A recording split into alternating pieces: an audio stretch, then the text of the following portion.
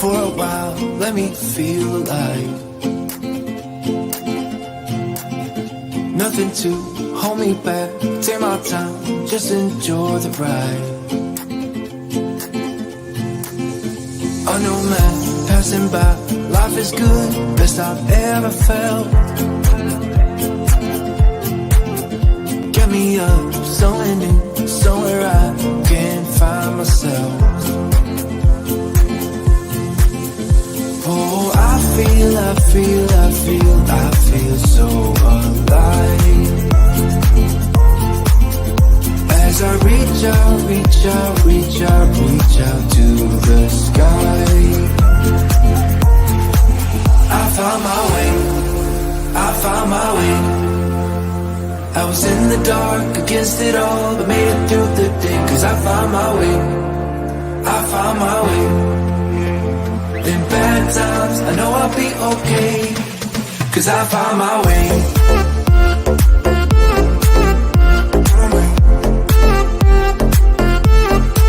Cause I found my way.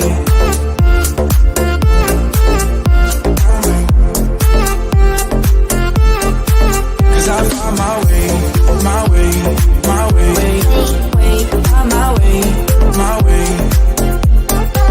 Cause I found my way. My way.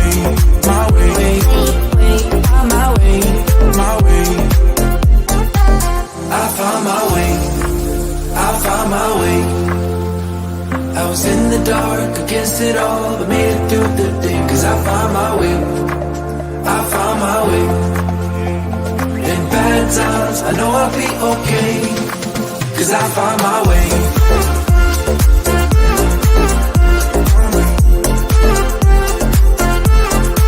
Cause I found my way.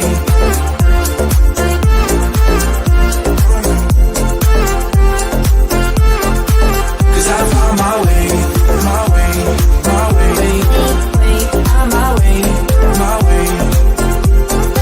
Cause I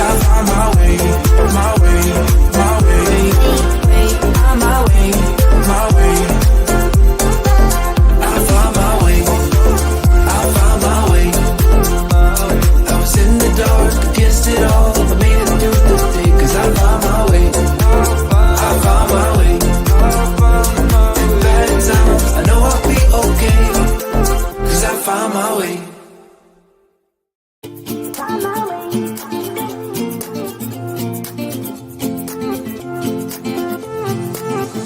A new place, a new home, for a while, let me feel alive.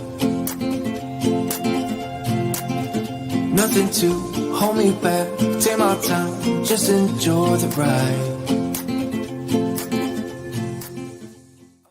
All right, welcome back to the Educated Homebuyer Live. Our goal here is to help you buy right, borrow smart, and build wealth through real estate ownership and financing. Every single week, we come here Wednesdays live to answer mortgage, real estate questions, help guide you through the process, help you become that educated home buyer. With me today and every week, for the most part, Mr. Josh Lewis, certified mortgage professional, all things finance expert. Josh, welcome to the show. Well, we're glad to be here. It's interesting. It's been an interesting. Each week I'm going to add a title. A new title. Should we just get so long that'll be the whole 2 hours of the show? That'll be the show. No, it's been some interesting times here, and we had some interesting stuff that you're going to go through today. Yeah, so I think everybody's probably aware at this point. We've got the Fed news out. We've got existing home sales data out. We've got interest rates continuing to rise, or not really, move downward, if you will. So that's what we're going to start the show with today. We've got some charts that we're going to go over as well. But let's talk about what's, the hot topic at the moment is the Fed. The Fed coming out today once again, raising the Fed funds rate, and also at the same time, as a consensus, with the Fed basically saying that they see the Fed funds rate at the end of the year. Originally, I think they were somewhere around 3.5% is where they expected to end the year. Now we're looking at more of a 4.25% range. So what did that do to interest rates? Did we see an impact today? And then we can talk about, some other things with regards to that. So, well, I'm going to show a chart here, and just the thing that's interesting about it, this is a daily chart. We usually look at long-term charts here. I think you guys will find the daily interesting here. So Fed day, what do we have here? This is the 10-year yield going, we opened at 353, and it kind of just inches its way up to about 358. This is the Fed announcement, dead on at 11 a.m. Shoots all the way up, and actually ran up here briefly for a second up to like 363, and then you see this green candle came better, settled down, and then we're back 353. So a lot of stuff going on, but we didn't go anywhere. If you look at these charts over here, the red tells you that 2, 3, 5, and 7-year treasuries got worse. That's what Fed actions are able to more directly impact. 10-year and 30-year are looking longer term. And you would see, if we pulled up the chart of the dot plot, you can see that the Federal Reserve's expectations of where interest rates are going to be a year and 2 years down the line bumped up higher. But even in light of that, the 10 and the 30 rallied a little bit. But long way of saying, this isn't a lot of movement. So we have a couple of questions here that had already popped up that we're asking. So what happens with interest rates with this Fed move? Well, we've seen 6 straight weeks of almost just a straight line up of mortgage bonds and the 10-year treasury.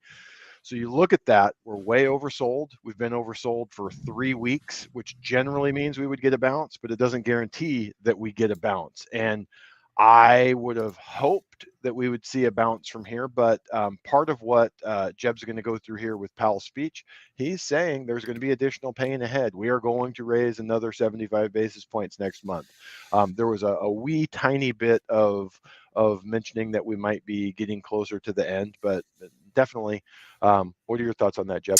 Yeah, I think it's interesting. I mean, everybody references, when Fed met last time, or maybe it was even 2 or 3 times ago, where, basically he said he was going to inflict pain on the market, right? I mean, it was something along that verbiage. And today, one of, somebody there in the audience at the Fed meeting, because, he came out and spoke afterward, asked a good question. And I felt like his response was, for me, more or less what I expected. It wasn't quite as crazy, I think, as the headline that a lot of people took out of the comment previously. But I do have a clip of it. So it's about a minute and a half long. I don't know how much I can actually show of this. But we're going to show it, and then we're going to talk about it a little bit, because I think it's important to listen to some of this stuff. I mean, maybe you saw it, maybe you didn't, but we're going to add some commentary to it, maybe help out a little bit, provide some context, if you will. So here we go. I'm not looking at a particular specific. Hold on, I'm going to pull this back here. So sales have fallen for 7 months straight. Mortgage rates are at their highest level since 2008. Yet mortgage demand increased this week, and housing prices are still elevated. Now, at the end of your June press conference, you mentioned plans to reset the housing market. I was wondering if you could elaborate on what you mean when you say reset, and what you think it will take to actually get there. So when I say reset, I'm not looking at a particular specific, set of data or anything. What I'm really saying is that we've had a time of a red hot housing market all over the country, where, famously houses were selling to the first buyer at 10% above the ask before even seeing the house, that kind of thing. So there was a big imbalance between supply and demand. Housing prices were going up at an unsustainably fast level. So the deceleration in housing prices that we're seeing should help bring sort of prices more closely in line with rents and other housing market fundamentals. And that's a good thing. For the longer term, what we need is supply and demand to get better aligned, so that housing prices go up at a reasonable level, at a reasonable pace, and that people can afford houses again. And I think we probably in the housing market have to go through a correction to get back to that place. So, I'm going to stop it there for just a moment. So, what he said there is that we need what? We need a balance between supply and demand when we talk about this. So we talk about this all the time. Essentially, he said that earlier in the video. That's what caused the imbalance to begin with, was the supply and demand imbalance, right? A little of supply, a lot of demand because of low rates, other things drove up prices. Well, then he says, what's going to correct that? What's going to correct it is more supply. So what we've seen this year so far is we saw supply go up quite a bit. We've actually seen it level off, and we're going to look at a chart here on this chart showing you existing supply of homes. Now, the crazy thing is they want supply to come to the market, but what's happening is because rates are going up, you've actually got supply coming off the market because people aren't willing to sell their homes. We've talked about this because chances are that the price is higher than what they originally paid for their house, and rates are higher, means payments are higher. So that's going to keep home buyers or sellers from selling their homes. At the same time, home builders, we talked about this 8 months ago when we were talking about rising rates. What are home builders going to do in a recession? What are home builders going to do when, rates start to go up? They're going to stop building. And essentially that's what you're going to have. And what I'm getting at here is the supply issue is not going to correct itself with what's going on at the market. Now, I'm in no way saying that the housing market is going to continue to appreciate in some crazy manner. I'm just saying the problem isn't fixed based on what they're doing at the moment. It's actually hurting homes from coming on the market. So existing home sales, I think as of today, we're sitting somewhere around 1.25 million homes. That seems like a lot of homes. But what they don't count in there, or what they do count in there that they don't back out, is pending homes and homes that are under contract, actively under contract. So, that 1.25 million homes is actually like 700 something thousand homes. It's a lot less homes actually available nationwide. So we're, yes, inventory's picked up, but we're still down and way down compared to that chart below, which I think is really important to note, Josh. So what do you want to add? No, I had another one here. This number, and again, take it for what it's worth. This is Orange County only, and where do we go? But this chart right here shows you what were we seeing 3 months ago? Everyone's like, oh, here comes the supply, here comes the supply, and we've talked about it. The supply was sellers who were highly motivated sellers that were kind of seeing their best case window closing and rushing to get their homes on the market, because once that petered out here May, we're just falling off a cliff. What the Fed is really good at is academic thoughts of if we do this, this is what's going to happen. And they're not really good at considering unintended consequences. The unintended consequences of higher rates is not just decreasing demand, it's decreasing supply as people are locked into their homes to a large degree. The average homeowner is at 42% loan to value, meaning they got 58% equity in their home. They'd have to give some of that up to sell. They would have to move down or pay more for a home at a much higher interest rate to finance that 42% plus the move up. We're seeing basically a seller strike. They're saying, I'm cool here if this is what these terms are like. And, Jeb, you and I, it's an unintended consequence for us. You and I sat here and didn't think through the thought that at a certain point, sellers are going to say they don't want to sell. So there's no doubt about it. We have a chart that you're going to show here in a second, Jeb, that shows that there's less mortgage demand. We could show it in terms of NAR numbers of less home price or home unit sales demand. So there's no doubt that demand is down, but supply is down also. So they're trying to increase the supply relative to demand, and the tools that they have, they don't get to dictate that. Literally, the only thing that would happen would be increased supply from builders. And we've seen from builders the last few months, they're saying, we're getting pessimistic, we're going to slow down. There's certainly construction that's already too far in the pipeline for them to back out and say, we're not going to build it. So there's supply that's going to come on over the next 12 months. But they are going to slow down as they adjust to this market and see how long the rates remain elevated and buyer demand remains lower because of it. No, good stuff. Yeah. So let's add this back to the stream here and go over one of the other charts here. So again, existing home sales data, the black is the bubble, if you will. The minimum is essentially a bust level. You can see 2019, 2020, 2021. The red is 2022. So well off bubble levels, a little bit higher, obviously, somewhere in the middle of bust and where we were last year with regards to some of these sales. So it's expected. We've talked about it. I mean, it's if you're surprised that there are less homes selling at the moment, then you haven't been paying attention. There's no surprise there. I just don't know what adds more homes to the market. That's what you got to figure out, because if you don't have any more homes coming to the market, you got a stalemate here in what's happening, which I don't know what that creates, because if nobody sells and nobody buys, then what? Last thing, Realtor's confidence index survey. So this basically shows first-time home buyers, 21 versus 2022. The main reason I'm bringing this up here is more about the distressed sales. You're not really seeing anymore at the moment. It's very much in balance with where it was last year, even though the moratoriums and things have changed. There's not foreclosures coming to the market at this time. And then lastly, Josh, did you want to get in this chart, or do you want to wait? Yeah, no, it's just another measure. Go through and finish what I was saying. Just highlighting here, I find it interesting. The MBA is not the be all end all. We saw about 2 weeks ago, Fannie Mae's forecast is for the second half of next year, the rates be at about 4.5%. We're closing on 6.5%. That's 2% lower. May end up being a little bit optimistic, but we'll see how it plays out. So this is the Mortgage Bankers Association. They're here Q3 and Q4 at 5.5. We're above that. They just literally released this today. So their expectation is that rates will moderate a little bit from here. And then into the first quarter of next year, 5.3, 5.1, ending next year at 5%. We got to get all the way out to 2024 before they see it back in the 4.4 or 4.5% range. So, and we've showed this chart before, Josh. In fact, we showed it last year, and we've talked about how inaccurate a lot of these predictions are.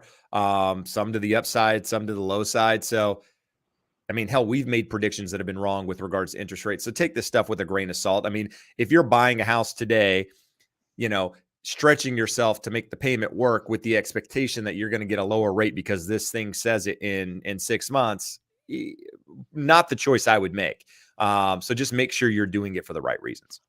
What I would say is I'm very confident that somewhere in the timeline of 12 to 36 months down the line, we're going to have a window of much lower interest rates. 2.5%, 3%, no. But if you end up at a 6.5% rate, a 4.5% rate is going to look really good. It's a full third lower, 50% lower from that perspective. And it's going to come at some point.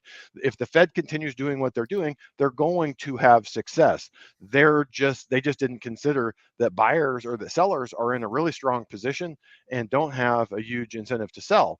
And see, some of you have said here in the comments, no, just stop. There's no one buying. Well, maybe there's markets in the country where no one's buying. My phone rings every day with people wanting to buy homes. Some of them qualify, some of them don't. But it's not sitting here not ringing. Jeb's phone is not ringing. I know there are many of you who are put renting. in 2 offers today. Yeah. 2 offers. So there are people that want to buy, people.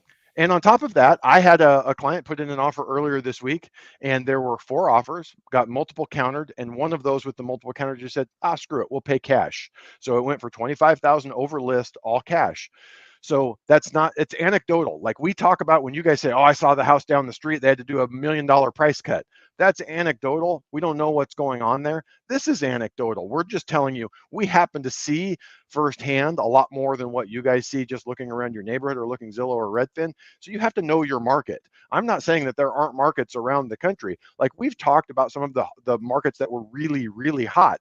San Francisco Bay Area, Austin, Boise, maybe those areas are there, but I don't know that data. And Jeb, we can reach out. You can reach out to some agents in those areas. We can get some lenders in those areas to see what are you seeing. I'm telling you, I do not have sellers just going, thank you, Jesus, buyer, that you showed up because no one wanted my home. Whatever you want, I'm going to give it to you. Every buyer I have that is writing offers is getting some type of counter. Is it timing? Is it, whatever it is. I don't have buyers rolling in and just writing an offer and getting it accepted.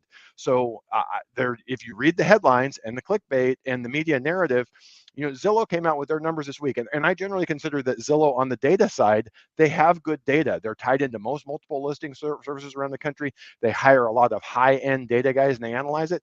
And they said one of the biggest areas that suffered in the last month was Los Angeles was down 3.4%. We're included in the Los Angeles metro. And I'm like, I haven't seen it. I want my buyers to find these areas where they can go in and get these discounted homes. So I'm not calling their data wrong. I would love to see it and see the methodology. And I would love to hear from agents that are seeing this and having this experience where they're able to go out and get discounted properties. That's not to say that's not going to happen. We sat here last year and said, rates could never go to 6%. The government couldn't let that happen because that would bring prices way down because we know what it would do to demand. It did do that to demand. We didn't account for what it did to supply, and we have still record low supply. And the homes that are out there, it's definitely better than it was a year ago. People aren't having to pay through the roof for a house and bid against 30 people, but the nice houses, my clients are bidding against 2 or 3 other people, and they're well qualified. So maybe consider that. The people that I'm doing loans for are a little better qualified than the last couple of years because the less qualified ones are sitting it out or just don't qualify. And the people that they're bidding against are well qualified. So it's almost not enough to say, hey, I've got 20% down an 800 credit score. The other 2 offers probably have that as well. Yeah, no, agreed. And I mean, we talked about inventory a little bit every week. I update you guys. Today, Orange County, we're sitting at 3,505 properties. So last week, if you remember, we were at 36 something. The week before, 37. It was as high as like 4,300 a couple of weeks ago.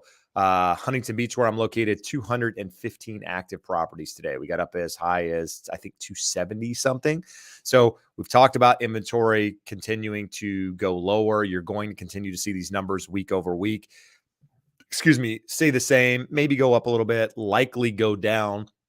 And it's going to continue through the end of the year. So end of the year, you're going to end with low, less and less inventory. Is it because of less demand? Sure. Is it because of affordability? Sure. Is it because of seasonality? Sure. There's a lot of things playing into it.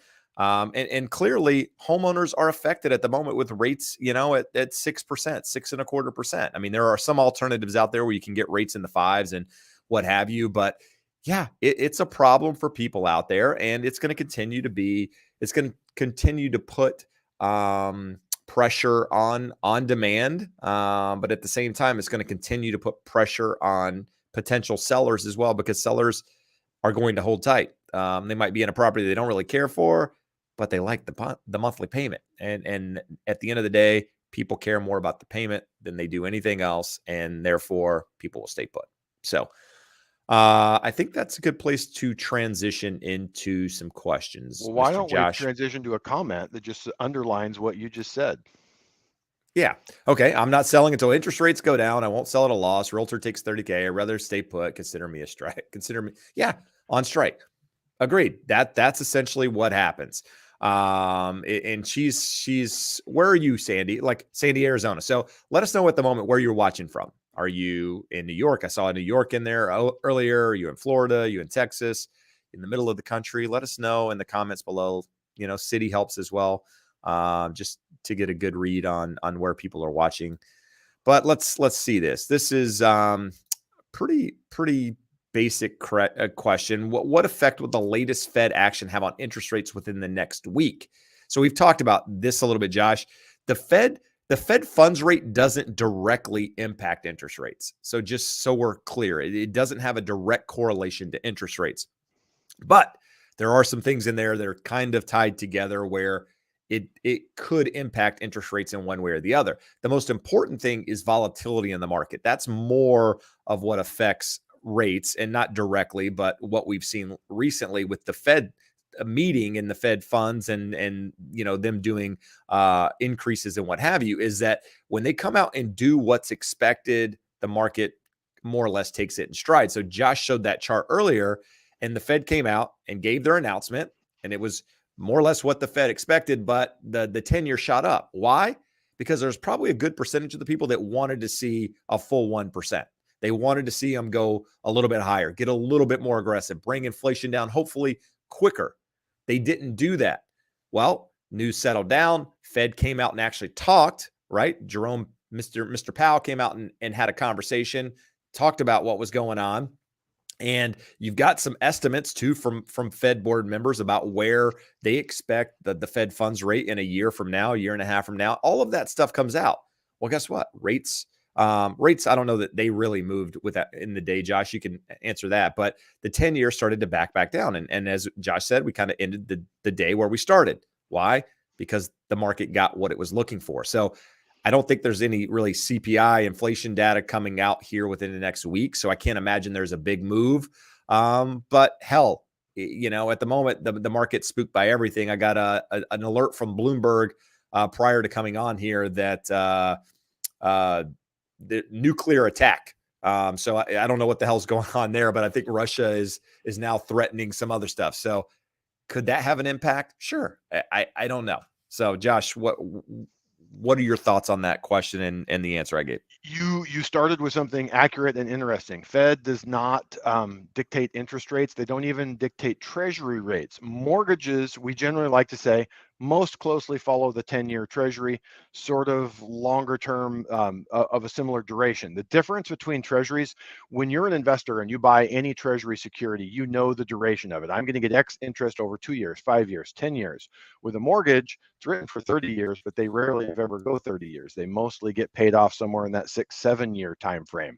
So right now, what is seeing more impact is the 2-year, 5-year, 7-year treasuries react more closely to the Fed hike. So the Fed hike today, and all of those were worse. And mortgage-backed securities were essentially flat, but they have been more closely following the 5 and the 7-year versus the 10. The reason being, with rates elevated, buyers of mortgage bonds are not expecting those to last the normal duration. They expect in, like I believe, 1, 2, 3 years, when rates drop, a loan at 6% is going to get refinanced at 5% or 5.25% or 4.5%, wherever it drops. We've talked about, during refi mania the last 2 years, people want to know, does it make sense for me to refinance? Take $125,000, divide it by your loan amount, and that tells you what interest rate reduction you need to have it make sense. Now we're talking average home prices over $400,000. So if you have a $375,000 loan and you use that formula, it tells you need to save about 1/3% of interest. Again, at 6%, it only takes rates going to 5.5% to make sense for you to refinance. This isn't 1980 when rates were loan amounts were $40,000 and $50,000, and you needed a 1 to 2% savings in interest rates to refinance that thing. So mortgage bond investors are not dumb. They know this. So that's part of why rates are high. It's part of why they're following the closer end of the curve. And it's partly why they're a little more closely tied to Fed actions than what they normally would be.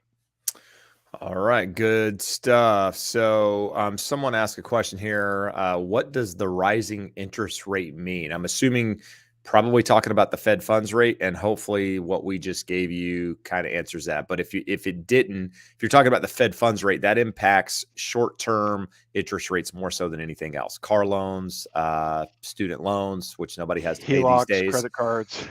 You didn't let me finish on my student loan rant. I was about to go down a rabbit hole. I decided not to. No, student loans, credit cards, yeah, HELOCs, all of the stuff that Josh just mentioned. So hopefully that answers that question. Nintendo guy Pascal. Hey Jeb, looking the current housing market situation, would you advise someone to buy now? Really good question. Here's the thing. Yes and no. Yes, if you meet the criteria that we talk about all the time. You're going to be in the same house, plan to be in the same house. You can buy what you need to buy to be in for the next 5 to 10 years.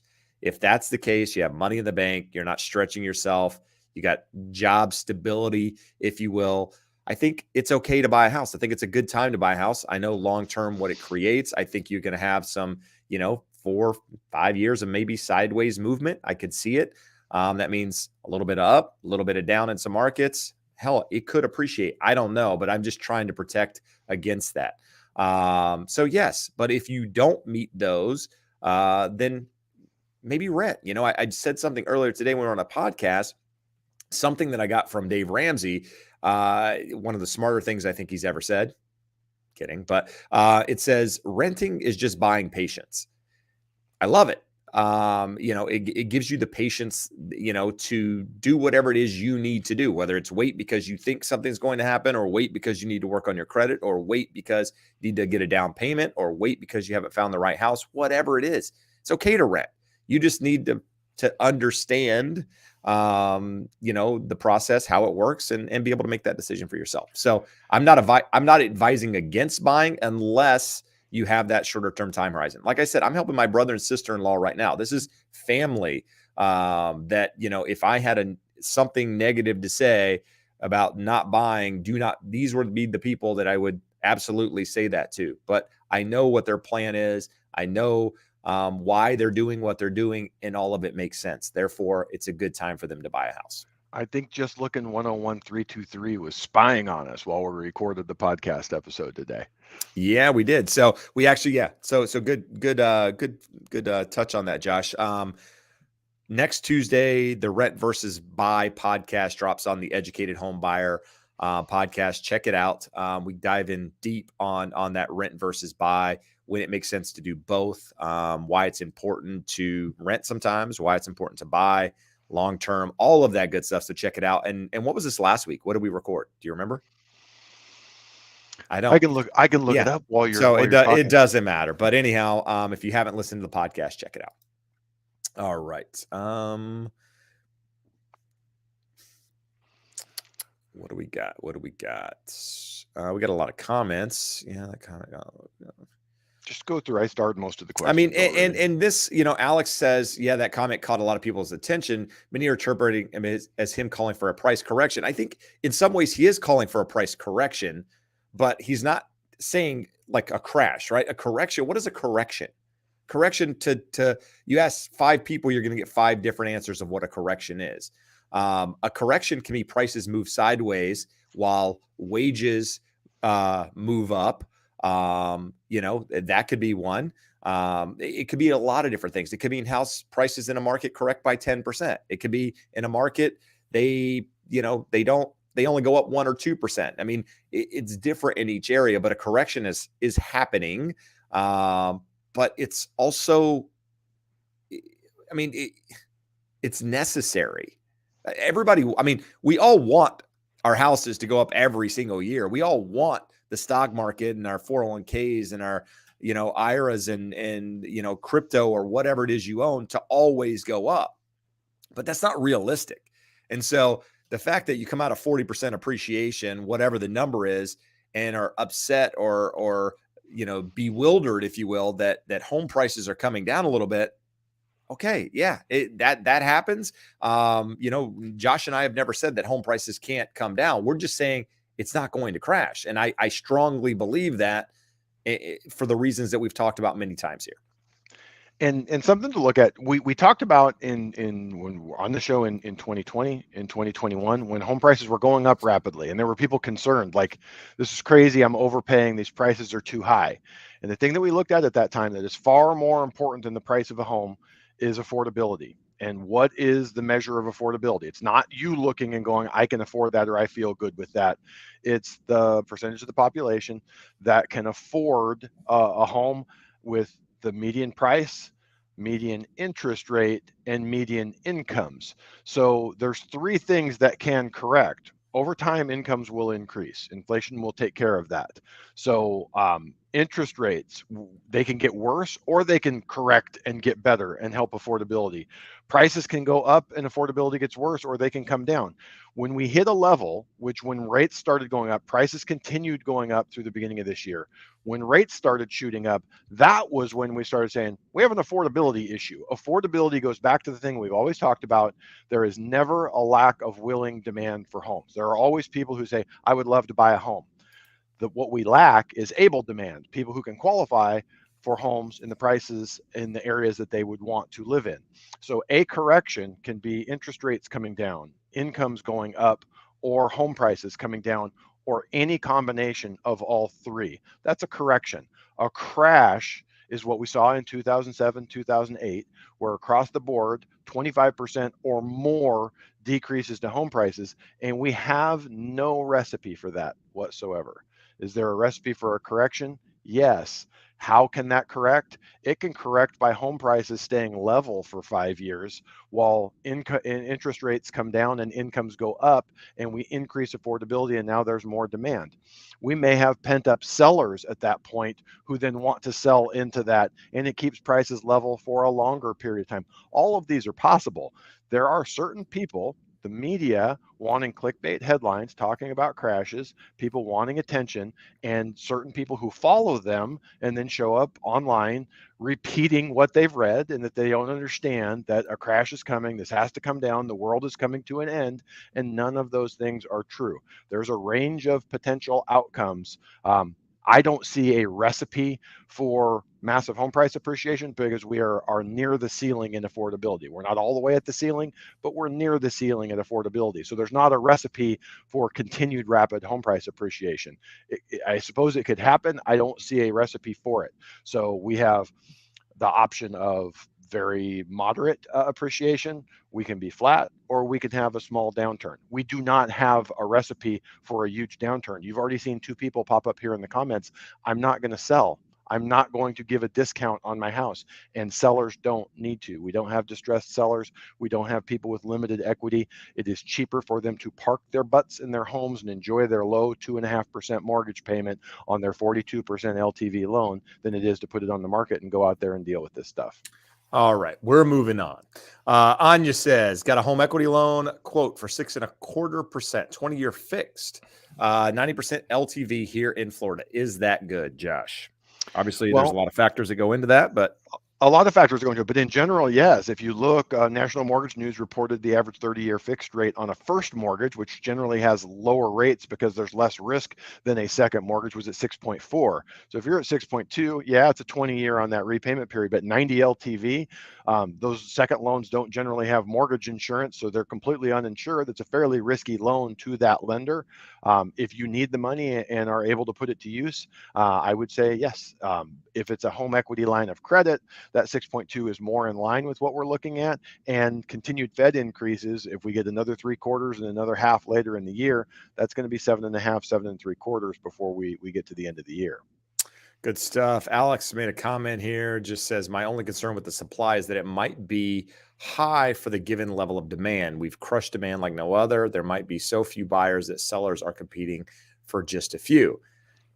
Maybe in some markets, we're in a county of 3.3 million people. When you got 3,500 homes listed, there's 3,500 people here that want to be homeowners. Just a matter of whether it's the right property. And out of that 3,500, you have to take out luxury homes. You have to take out all of these different types of properties that fit into that. That's including single families, townhomes, condos. So once you back all of that stuff out, the numbers are quite a bit less. I mean, the number I gave earlier for existing home, nationwide, the inventory 1.25 or whatever the number was, it was somewhere around there. That includes townhomes, condos, and single families. So, not a lot of people don't want to consider a townhome or a condo. They only want a single family. Some people can't do a single family. They all want a condo or a townhome. And then once you start looking at different areas, different pockets, what your affordability is, pre-approval wise, your options are somewhat limited, especially in certain price ranges. Like I said, my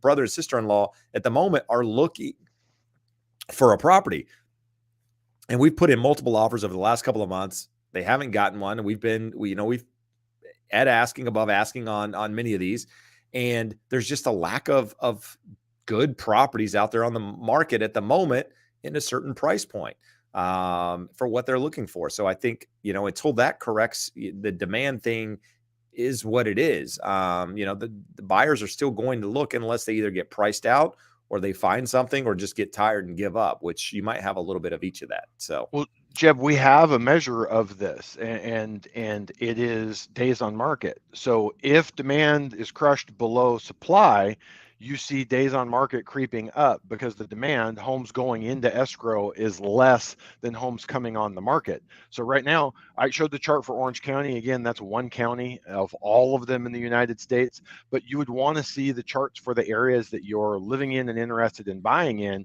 And if supply is coming down, that tells you that there is more demand than there is supply. If it's level, then they're in equilibrium.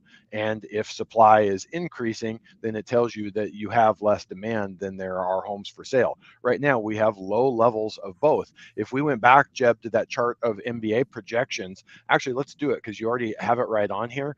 I didn't highlight this because it wasn't necessarily what I was looking at here, but mortgage originations. In Q1 of 2021, we had 1.2 trillion of mortgage originations. This year, it was a little more than half of that.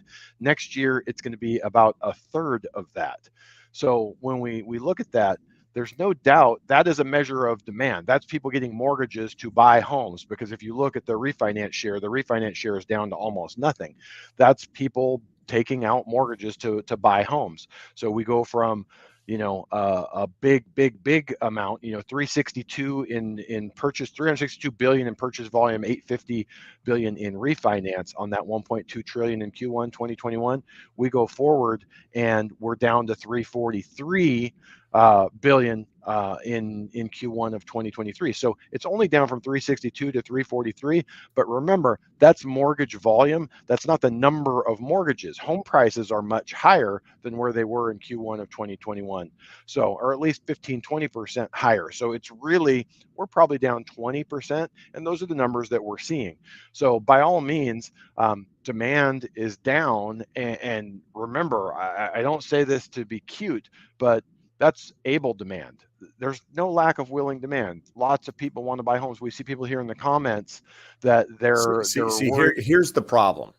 The problem with the comments are things like this. What do you guys think of what Mr. Powell said, that housing needs to correct 20%? We literally just watched the video of exactly what he said. Did he never said it needed to, anything, housing needed to correct 20%. And he also didn't say there was any direct measure that they were looking to inflict pain on, if you will, that there needed to be a correction, if you will. Never a 20% correction, a supply and demand correction, allowing more balance in the market is essentially what was said there. But I mean, that's the craziness with you know, what people get out of, like, literally, we all heard the same thing.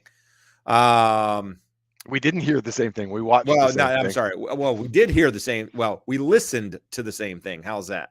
Yeah. That said, Mac says they have said explicitly they want to slow down the housing market as a way to slow down inflation. Correct. So as realtors, how do we kind of phrase what is happening to buyers, sellers? What you say? I don't understand. Well, no, they want to slow down the market, but relative to what? We had 2 years of 15% appreciation. That's 3 times also what he's a realtor too, I guess. average. He's a realtor, so yeah, no, he's asking. Okay. But what I'm saying is, we had 2 years of 3 times the historical average. Double digits has happened like once or twice previous to the last 2 years, and those were well up into the double digits. That is unsustainable. That is unhealthy. That was caused by uber low interest rates. Like if we had not had the Fed go nuts and the market had taken control, we would have been in the mid to high 3s. That's a great interest rate. It would have led to home prices going up, and we might have been up 7, 8, 9% in 2020 and 2021. Would we be in a great healthy position right now? No, but it would be much better when you have an aggregate of 15 to 20% over those 2 years versus 35%. And we wouldn't have to have rates at 7.5% when our government sits here and wants to blame the Fed for this. The Fed has plenty of blame to share, but the Fed wasn't giving out money like it was candy on Halloween for the last couple of years. So no one could have helped COVID. There were things that had to be done to react. So the things that happened in the first, say, 3 months post-COVID, you can't blame the Fed. You can't blame government. We had imperfect information. No one had been here before, and you do crazy things. The fact that at the end of 2021, 18 months later, we're still talking about giving more money away and still buying mortgage bonds and treasuries, that's insanity. They both need to wear that blame, and that's where we got. So when we talk about slowing it down, if we got to 0%, that's a massive slowdown. If you got to normal 5%, that's a massive slowdown. But I go back to affordability figures. Affordability tells us when we have room for prices to go higher. We don't. If you read through the comments here, plenty of people want to buy and they're like, this is bullshit. I make good money. We had someone a month ago say, I make $100,000 and I can't buy a house. No, I just recorded a video of what income it takes to buy a house here in California for the median home price. It'll probably be released this week, maybe next week. I don't know. But I was not taken aback because I know, but it was like, wow, like, yeah, it takes a lot, guys. So yeah, let me know, or I'll let you guys know when it drops. You can let me know in the comments what you think. So, John the Savage, all my assets are in Orange County. I'll just keep them for the next 5 to 10 years. I ain't selling my properties. My rates are all below 3%. So I think there's a lot of people in that boat, which is what's going to keep homes off the market and keep inventory, unbalanced, if you will, for a period of time, an extended period of time, if you will. Somebody asked, Sunshine Yogini, when you buy a primary home, how long do you need to keep it until turning it over as a rental, keeping a mortgage? So there's kind of this what is it? I was going to say unheard of, but that's not the right word. There's this unwritten rule. There we go. Unwritten. Good job, Josh. Unwritten rule of a year that you should keep a property before turning it into a rental. Could you do it less? Yes. Can you do it more? Sure. There's no actual verbiage in the loan docs that you sign that says that you have to hold the property for this amount of time before doing it to turn it to a primary. It's just kind of always been the 1 year is what we've always discussed. So, but I think you have to occupy it within the first 60 days is what's in the loan docs. And then after that, I don't know that there's a time frame written. It's that not accurate? so. Okay. What you are signing with your loan documents is you intend to occupy as your primary residence within 60 days of closing. So if life happens and you get a job transfer and you occupy and then have to move, things happen. They can't come back and go, hey, you lied to us. But if 3 months later you go and buy a house across the street and also say you're going to own or occupy, first of all, the next lender is probably not going to let you do that. We had this, when I got into business in the late 90s, there was no way of tracking this stuff. So people could literally go buy 4 houses at once. Say you qualify to buy a $150,000 house in 1995.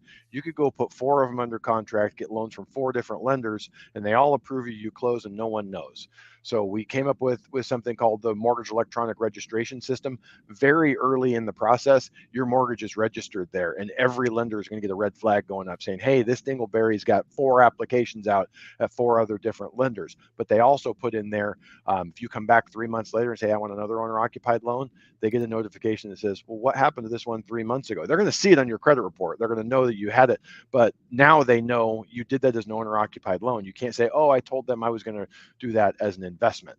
So there's not really a rule on that. But yeah, MERS is going to tell every lender what you've done, what you're doing, and what you said to the other lenders. Good stuff. Dina says, question, do lenders wait to close later to get higher interest rates at closing? No. That would be a wrong in so many ways. And anybody tells you that is just, spreading garbage. So no, they're not doing that. The lender wants to close that loan. Trust me. Every lender, we just showed that MBA chart. Every lender on the planet, someone made a comment, Loan Depot is about to go out of business. All lenders are struggling now. Now let's remember, not only were 2020 and 21 good years for them in terms of volume, margins were like triple what they were. So the good companies should be sitting on big war chests. Many of them did IPOs and got another giant influx of cash. So what we're seeing right now, everyone has a massive decrease in volume, but they're wanting to close everything as quickly as possible, bring in cash flow.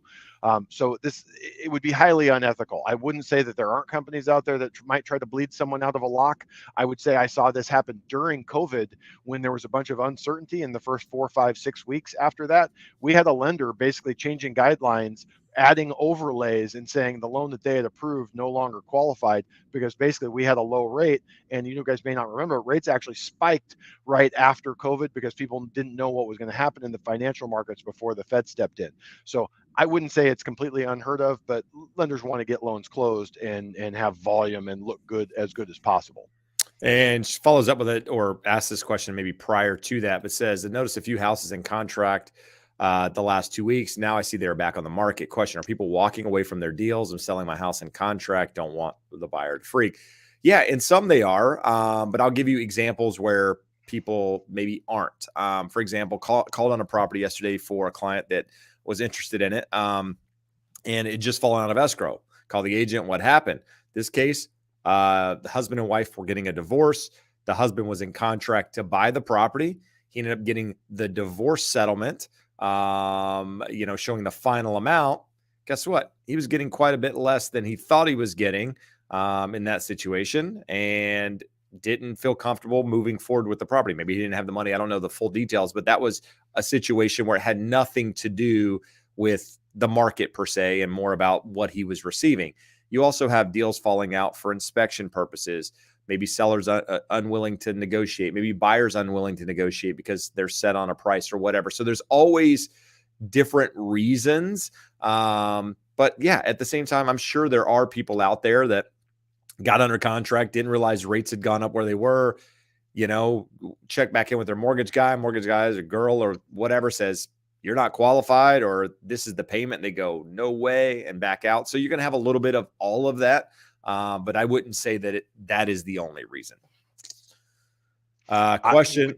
Jeb, what I would say, hide that, because that's the best question of the night so far. That's what I was going to say. But what I will say on this, here's one of the reasons why you're seeing more homes come on the market, is that last year, the year before that, people would find the warts of a house and go, okay, I don't like these things. I asked the seller to fix them. Seller isn't going to fix them, but I don't want to go back out there and fight that war again. I'll just suck it up and close. And this isn't that market. If someone finds something out about a house that they don't like and they ask the seller to credit them, fix it, do something, and the seller tells them to pound sand, boom, we're back on the market with those. And I've seen several of those where you're just looking like it's a rough house, and you're, I would bet dollars to donuts if we talked to the agent on that, they would tell you, yeah, something came up on the inspection, they didn't like it, and the seller ain't fixing nothing. Wow, there we go. Just brought out my roots in that comment. Let's see here. Wesley with the best comment of the night. For those of you who weren't here last week, Josh and I are now going to open a dating site to help people buy homes. If you are single income, looking to purchase a property, we're going to match you with another single individual who wants to own a home. We're going to pair you guys. You're going to have dual income. You're going to be able to buy that property. It's going to be awesome. And it's going to be fantastic, guys. So we haven't set a location yet, but I'm thinking tropical, definitely a tropical vacation. It'll be fantastic. So more details to come. How's that, Wesley?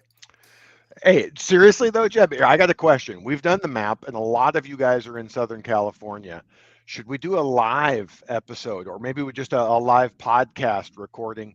Would any of you guys like to show up? If I've got a good space that we could do it. We could do it over at the United American Man Cave, Jeb. If you guys were interested, and we could get at least 25 or so folks to come over, we'll start harass us in person. To harass us in person, we'll start the mingling. I'm not sure I'm okay with that. We'll let the trolls come in. We're gonna wand them and make them go through metal detectors on the way in. But we'll let them come in and read the headlines to us that they read in the fun clickbait headlines. I love it. I like the idea, Josh. Good going there. So in the comments, let us know if you would be interested. No, I'll do a survey. I'll do a poll here in just a moment and ask the question. So not sure how to go with this name. What is a luxury home? So in each market, a luxury home is going to be a little bit different. So you might be in an area where a luxury home is $800,000 or $1 million. Here in Orange County, what I would consider a luxury home is probably north of 2 million, $2.5, $3, $4 million is what I would probably consider luxury. And even then you'd be surprised what I'm considering. I'm only considering it luxury because of the price. I'll tell you, the most shocked I ever was in my life was I moved from North Carolina to California. And at the time, ex-girlfriend, whatever, had some family, and they had a place on the beach here in Huntington Beach, actually in Sunset Beach. And they told me it was $1 million property. And I could stay there basically till I found a property. So I was 22 years old. And I show up to this $1 million property. And I was like, what the like, this is $1 million. And today that property's probably like 3.5 million, maybe more. So yeah, it just, I mean, it's all relative to where you are, but luxury means different things for different. Well, timing is also relative. What year was that, Jeb? That was 2002. 2002. So here's fun. In 1996, I did my first jumbo loan. So back in the day, it was not uncommon. Probably 40-50% of our clients, we would go out to the house and take the loan application with them because it was easier for gathering their documentation. It was in Anaheim Hills. I pull up. It's a nice house. We see it and meet them. We go through everything. And it was $300,000. They were putting 20% down and getting a $240,000 mortgage. And I looked at them and said, these are the richest people in the history of the world. They are buying a $300,000 house and they have $60,000 to put down. So time changes your perspective. Location changes your perspective. We had another comment earlier that, hey, if you don't like the prices where you are, go to West Virginia. You can get a lot of home there for not so much. So varies by location, varies by time. No, good. So there's a really good question. Rob Hall, Realtor. So Rob is actually in Greenville, North Carolina. Josh, right where I went to college at East Carolina. So Jeb, I believe it's Greenville. Greenville. For both of you as professionals in the real estate industry, as we approach correction, what are air quotes correction? What are some of your go-to scripts for keeping buyers and sellers hopeful in times of uncertainty? So I wouldn't really say I have a script. I don't like, but I think it's all about, when you talk to a buyer, you talk to a seller, you're always trying to figure out why. Why are you doing what you're doing? Why are you selling? Oh, you're selling because you want to get closer to your family in North Carolina. Oh, okay, that's great. Oh, you're buying because you're getting married and you're looking, or, oh, you're pregnant, you're going to have a kid. Okay. These are things that you're figuring out in conversation, right? Doesn't matter if you're in sales, real estate or something else. I mean, it's all about asking questions and getting answers and using those. So I think once you find somebody who's doing that, you got to figure out, okay, why are you considering doing this now? Well, because of these things. Okay. So you're reminding them of why they're doing the things that they're doing. But if they come back and say, well, my circumstances have changed. My wife left me. Like, well, then obviously maybe not, we're not getting them to buy a house or whatever. But it's reminders of why people are doing the things that they were doing. Why were they considering it initially? And always focusing on the long term, right? I mean, with real estate, with investments in the stock market, with investments in your business, in yourself, you don't go to the gym expecting results overnight. I mean, some people do, I guess, and some people weigh themselves every single day on the scale, just like some people look at their home value every day. Probably not the approach I would take. So it's just reminding people of why they're doing it, and that, again, it's time in the market, not timing the market. Josh? I was reading through some questions here, so all right. So we'll move on, and if Josh thinks of something he wants to add, I will let him add it. So Jeremiah says, "Have you all addressed new builds? I feel there's going to be a sell on new builds Q1 2023." So we've talked about new builds a lot on here. Latest information came out on new builds yesterday or the day before, Josh, talking about new builds. So there's actually, I don't remember the numbers exactly, but we're in the same position, right? There's a lot of properties that are in, that have there's a percentage of the properties out of that, whatever, 1.5 million properties that are out there, whatever that number is, that have completed construction, that are sitting on the market at the moment, and they don't have buyers. Those properties, if they want to move them in this time, will probably have to do incentives. We'll probably have to reduce prices. We're already seeing it, right? We have people commenting on it that are in some of these areas looking for property, that builders are doing, different things to get those properties sold. You have a big percentage of properties kind of in the middle, if you will, of properties that are under construction. These homes, typically it takes about 6 months to build a single family home. Well, some of these homes, it's taken, a year, 18 months to build because of supply constraints and different things. I read an article again recently that there was a builder in Florida still having trouble getting garage doors. So there's all of these things playing into it. Now, a percentage of those properties that are under contract or are being built are under contract. So not all of those are available homes that are going to hit the market for anyone to buy. They're not spec builds, if you will. Some of them are. The percentage, I don't know. So you'll have some of those hit the market, but understand that's nationwide. That's different markets nationwide. That's hitting the market at different times. It's not like July 1st, we're going to have all of these properties come to the market and that's what's going to drive prices down. It's not that at all. And then you have a percentage of that 1.5 that is homes that permits are pulled. They count these as new construction properties, even though the ground hasn't been broken on those properties yet. Well, guess what? A good percentage of those, I would guess, very high percentage of those will never break ground until something changes in the market and the builder sees an opportunity to once again make money. So yes, new construction is probably the market, in my opinion, that'll be affected the most with regards to pricing, just because there's more an opportunity. There's more of it coming to the market because builders aren't going to necessarily hold on to these things like a seller sitting in a property with a 3% interest rate. But at the same time, we saw a couple years back, they sold communities, entire communities, to hedge fund groups, to BlackRock, to some of these guys. So you see a community that's not moving, guess what happens? Somebody's probably going to come in and turn that thing into rentals, but we don't know. So the thing there that there's some truth to it is we talk about sellers being on strike. Builders don't have the option of being on strike. They do need to sell that to someone. What I will say is they do have very good economists, and take that with a grain of salt, because they had very good economists in 2007 when they continued building right through a bust. But they have good economists telling them when to slow play, finishing out all of the uncompleted projects that Jeb was talking about. They have good economists telling them when to incentivize long-term rate locks, buying down interest rates, additional incentives to potential buyers. So I wouldn't in any way say you're wrong that those would be on sale, but I think they will do a really good job of mitigating it and discounting as little as possible. But they are going to be the most motivated sellers because they have that inventory and it has to move. Jeb, Jeremiah had another question I thought was a good one. If home prices went down to levels of October 2019, would you consider it a crash or a reset?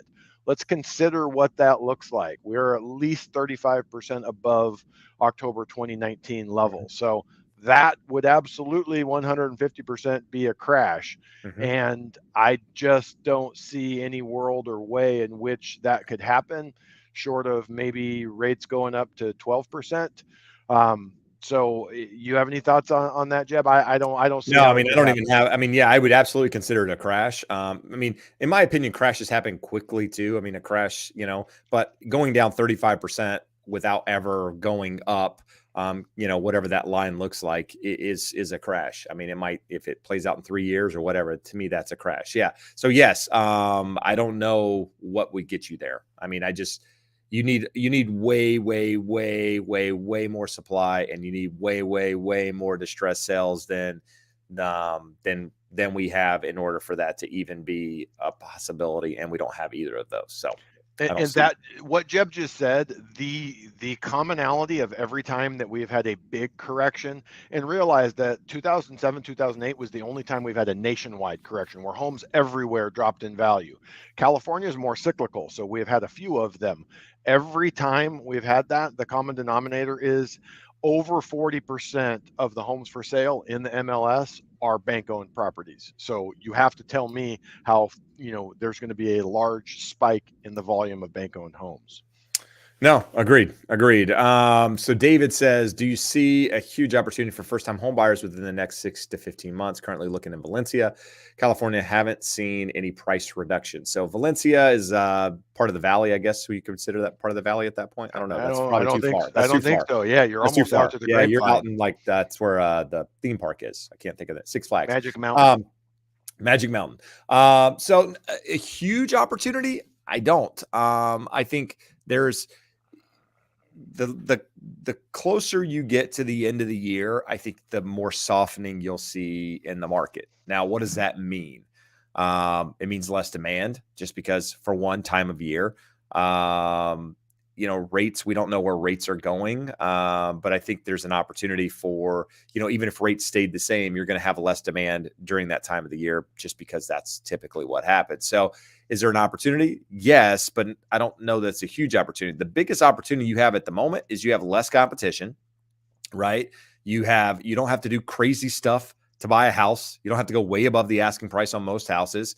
You don't have to waive all your contingencies to buy a house.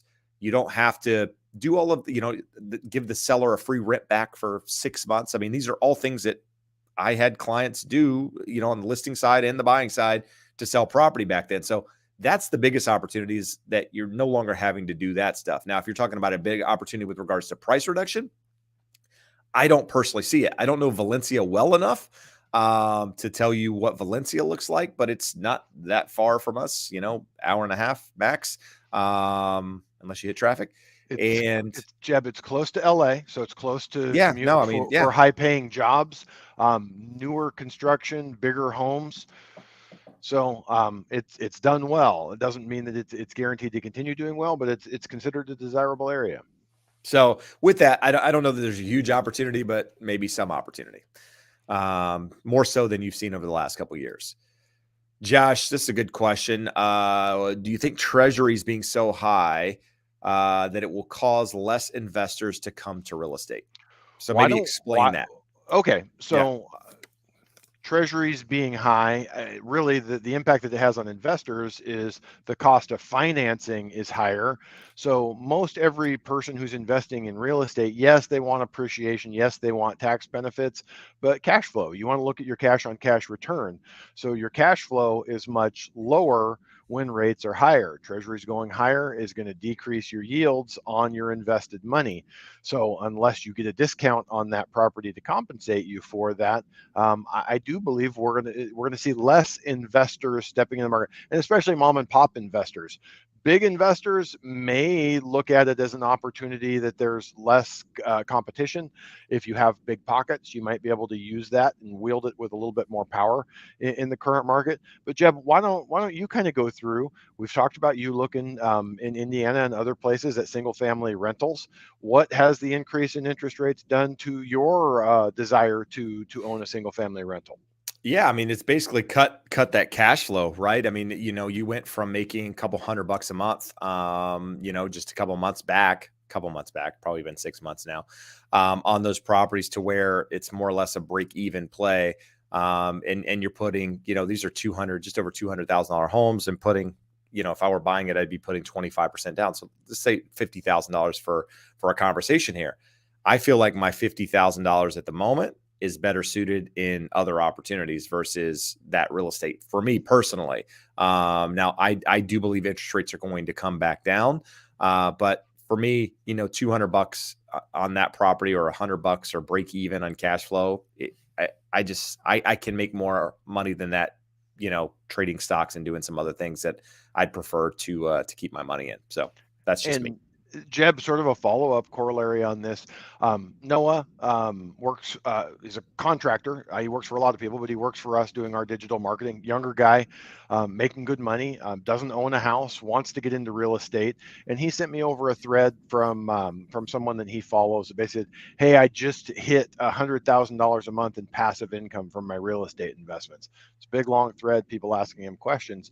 And I went through it, and I said, the most important thing that you have to look at is this guy didn't buy all those houses last month. He probably bought the majority of them in 2018, 2019, 2020, 2021, and refinanced them to very low interest rates.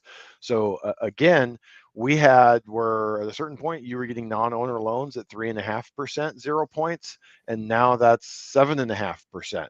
Look at your cash flow on that. So that is decreasing the desirability to people of moving homes. Even folks that were looking, last year, what we saw a lot of cash flow, even with low rates, was rough last year.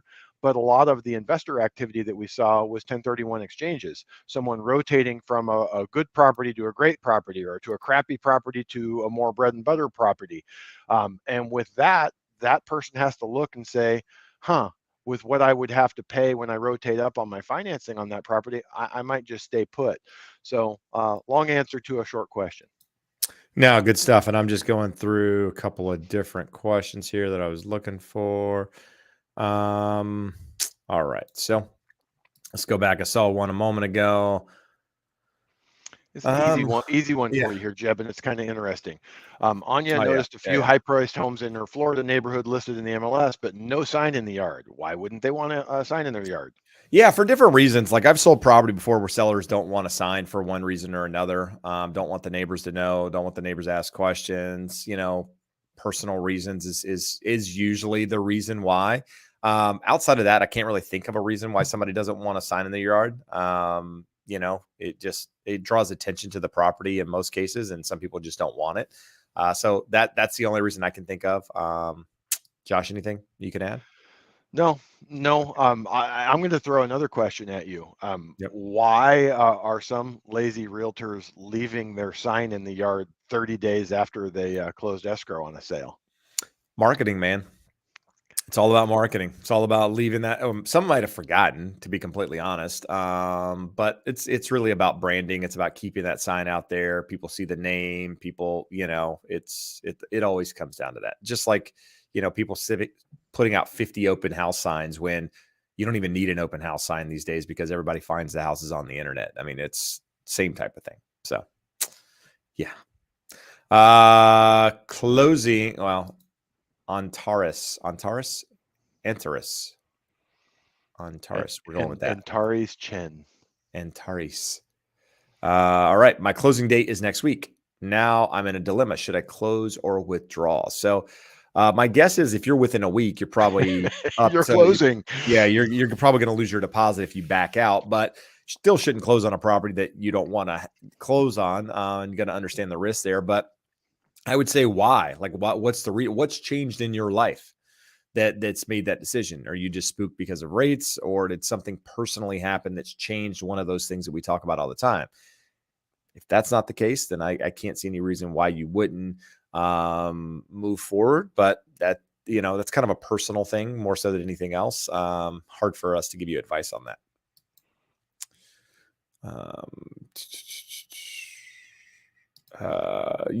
Sunshine Yogini, why is OC in stalemate while Miami is now 30% down?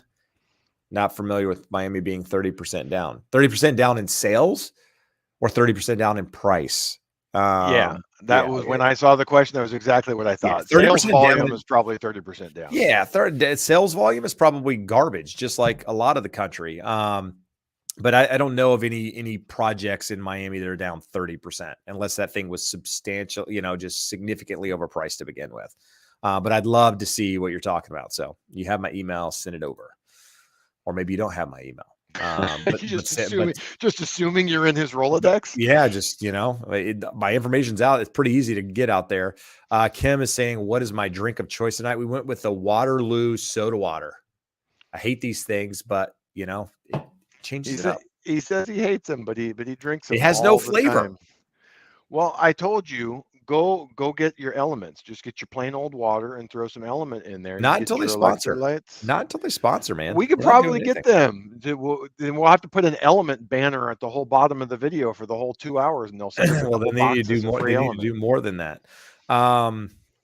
So, question I think a lot of people want to know: what about the looming recession? How does that affect the housing market? So, the looming recession or the one that we're in, I think it's probably one and the same, but what do recessions normally do, Josh? They slow growth, right? You have negative GDP, but there's less growth out there in the economy. Higher unemployment. Businesses are laying off people. The cost of funds at the moment, the cost to borrow money is expensive.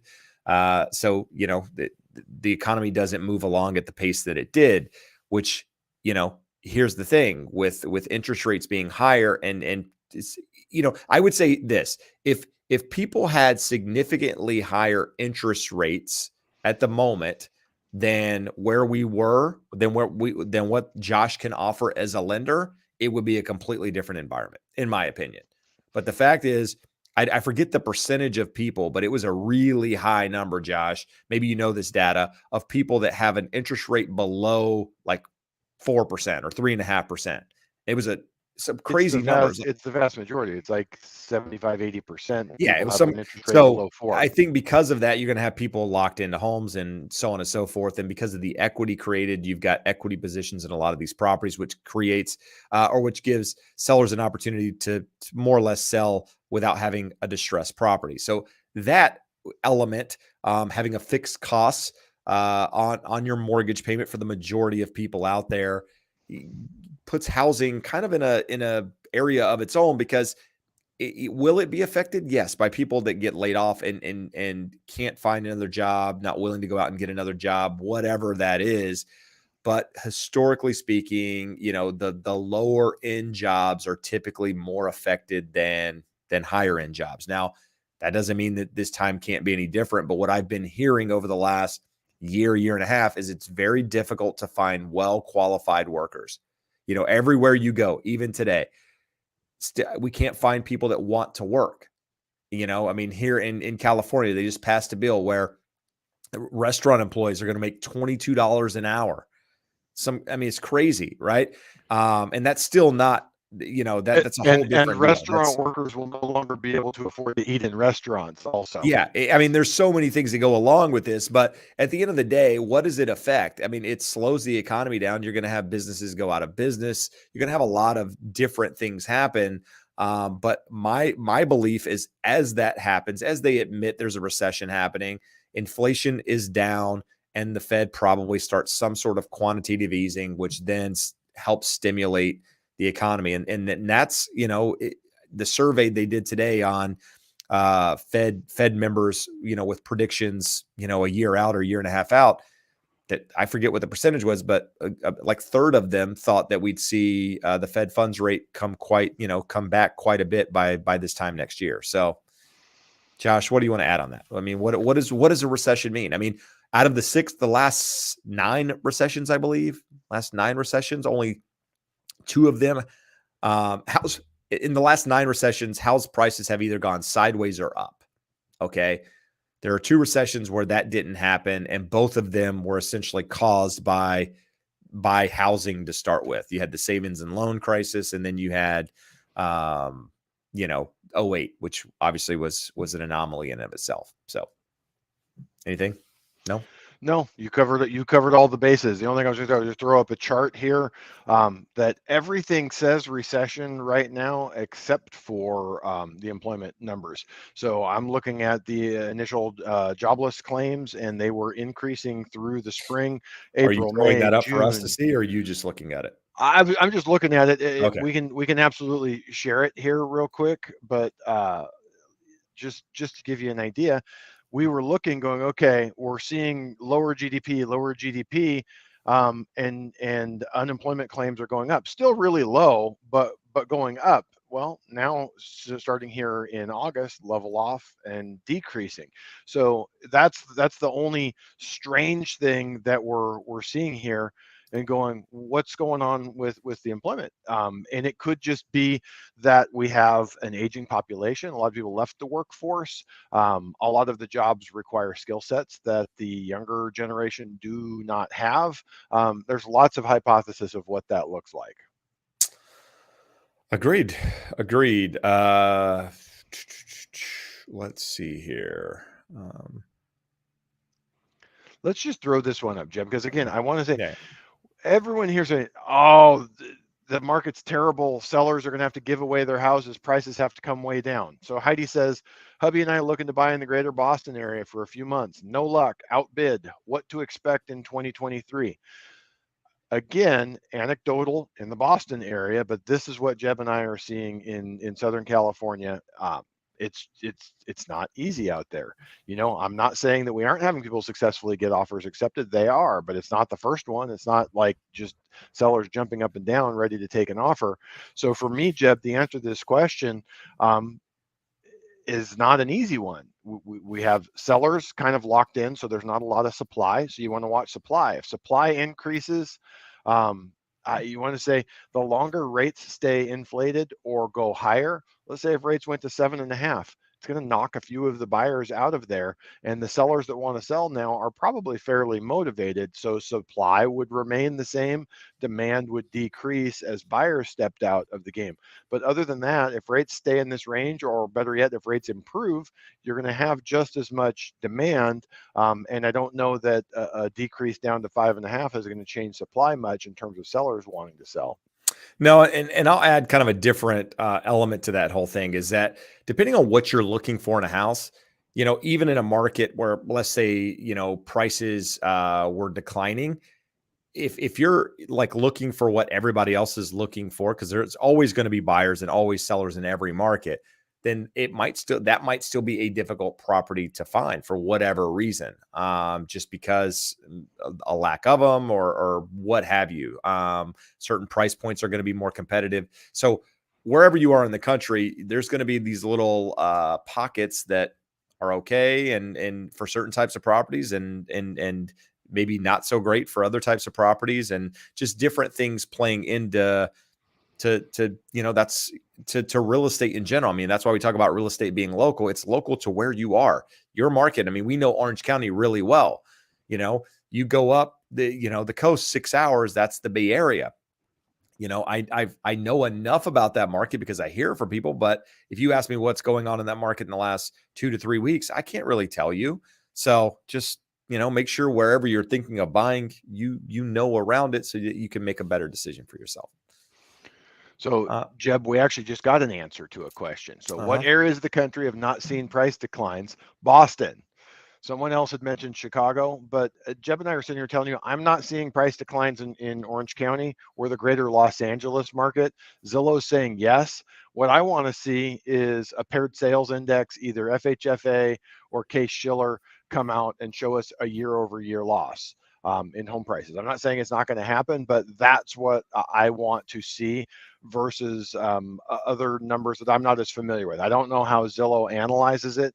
What we mean by a paired sales analysis, Case-Shiller looks at the same home selling over time, not looking at a median price where the sales mix of homes can move it higher even though prices aren't actually going higher, or lower when prices aren't actually going lower when all of the activity is at the lower end of the market. So again, I'm not sitting here and saying there are no areas where prices have come down.